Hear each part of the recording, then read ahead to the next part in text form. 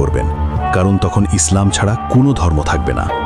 ষষ্ঠ, বিয়ে এবং সন্তান। অবাক করা।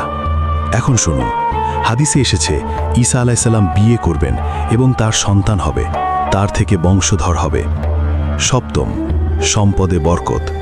তার যুগে এত বরকত হবে যে কেউ সৎকা নিতে চাইবে না।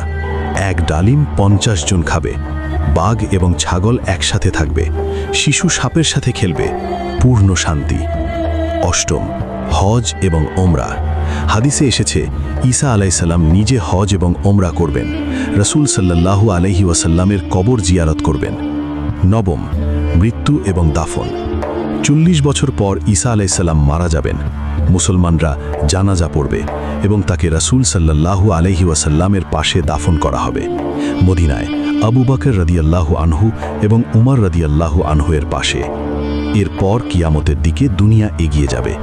তাই মনে রাখবেন, ঈসা আলাইসাল্লাম আসবেন, দাজ্জাল হত্যা করবেন, 40 বছর শাসন করবেন, বিয়ে করবেন, সন্তান হবে, শেষে মারা যাবেন এবং রাসূল সাল্লাল্লাহু আলাইহি ওয়াসাল্লামের পাশে দাফন হবেন। তো আপনি কি প্রস্তুত?